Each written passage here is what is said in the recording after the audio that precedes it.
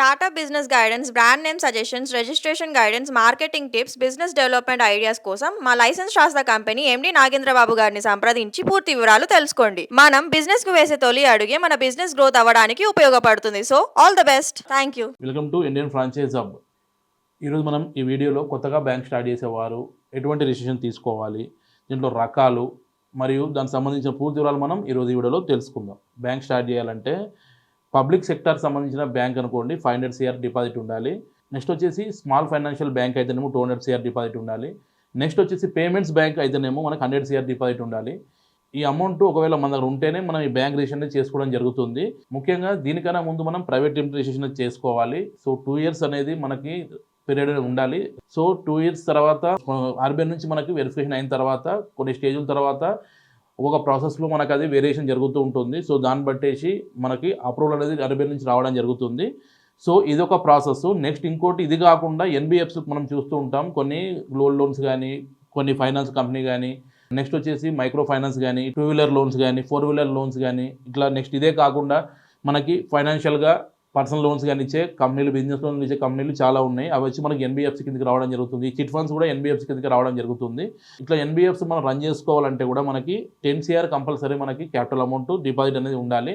ఆ క్యాపిటల్ అమౌంట్తోనే మనం private limited registration చేసి అట్లా మినిమం 2 years నోటీస్ పీరియడ్, అంటే 2 years కంపల్సరీ మనకి దీనికి ఎక్స్పీరియన్స్ ఉండాలి. ఇలా ఎన్బిఎఫ్సి రిజిస్ట్రేషన్ పర్టికులర్ స్టేజ్ తర్వాత మనకి ఎన్బిఎఫ్సి నుంచి మనకు రిజిస్టర్ అవ్వడం జరుగుతుంది. సో దాన్ని బట్టి మనం బిజినెస్ అనేది స్టార్ట్ చేసుకోవాలి.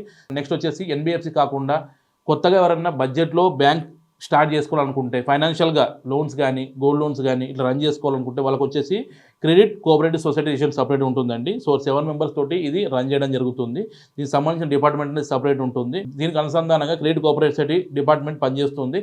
దీంట్లో కూడా మనం లోన్స్ అనేది ఇచ్చుకోవచ్చు. నెక్స్ట్ వచ్చేసి personal loans, home loans, gold loans, next వచ్చేసి ఎఫ్డీలు కూడా మనం తీసుకోవచ్చు. మరొక విధంగా చెప్పాలంటే ఒక మినీ బ్యాంక్ అండి. దీనికి మనము ఒక సేవింగ్ అకౌంట్ కూడా మనం రన్ చేసుకోవచ్చు. ఆ క్రెడిట్ కార్డులు, డెబిట్ కార్డు లాంటి ఆప్షన్ ఉండదు, కానీ ప్రీపెయిడ్ కార్డ్స్ అట్లాంటివి మనం దీన్ని అటాచ్ చేసుకోవచ్చు. ఈ క్రెడిట్ కోఆపరేటివ్ సొసైటీకి మనం ఒక బ్యాంక్ సాఫ్ట్వేర్ దీన్ని అటాచ్ చేసేసి లోన్స్ అనేది మనం మానిటరైజేషన్ చేసుకోవచ్చు. ఈ రిజిస్ట్రేషన్ వచ్చేసి మనం ఆల్ ఓవర్ ఒక స్టేట్ మొత్తం రన్ చేసుకోవచ్చు.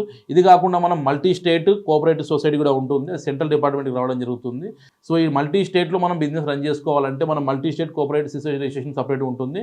సో అది కూడా మనం రిజిస్ట్రేషన్ చేసుకోవచ్చు. ఆఫ్టర్ ఈ సొసైటీ రిజిస్ట్రేషన్ స్టేట్లో ఏదైతే మనం తీసుకుంటామో అక్కడ నుంచి మనం లెటర్ అనేది తీసుకొని అది దాన్ని అటాచ్ చేసుకుని సెంట్రల్ నుంచి మనం కూడా అప్రూవల్ చేసుకోవచ్చు. దీనికి వచ్చేసి వ్యాలిడిటీ మనకు పర్మనెంట్ ఉంటుందండి. సో ఎవరైనా కొత్తగా బ్యాంక్ స్టార్ట్ చేయాలనుకుంటే ఆర్బీఐ నుంచి మనం మెయిన్ పబ్లిక్ సెక్టర్ బ్యాంక్ అయినా, నెక్స్ట్ వచ్చేసి ఎన్బిఎఫ్సి సెక్టర్లో ఎవరైనా బ్యాంక్ రిజిస్ట్రేషన్ తీసుకోవాలన్నా, నెక్స్ట్ వచ్చేసి ఇట్లా స్మాల్ బ్యాంక్ రన్ చేసుకోవాలన్నా దానికి సంబంధించిన రిజిస్ట్రేషన్ అనేది మా లైసెన్స్ రాష్ట్రం చేయడం జరుగుతుంది. మేము ఆల్ ఓవర్ ఇండియా ఈ NBFC registration and bank registration, next వచ్చేసి క్రెడిట్ కోఆపరేటివ్ సొసైటీ రిజిస్ట్రేషన్ మనం చేయడం జరుగుతుంది. మేము ఎక్స్ప్లెయిన్ చేసిన రిజిస్ట్రేషన్ మీకు రిక్వైర్మెంట్ ఉంటే ఇచ్చినప్పుడు కాల్ చేయండి. మ్యాథ్స్ ద్వారా పూర్తి వివరాలు తెలుసుకోండి. చాలామంది వీడియోలు చూస్తున్నారు కానీ లైక్, షేర్, సబ్స్క్రైబ్ చేయడం లేదు. మీరు లైక్, షేర్, సబ్స్క్రైబ్ చేస్తేనే మన వీడియోనే అందరికి తొందరగా రీచ్ అవుతుందండి. So please subscribe our channel. Thank you.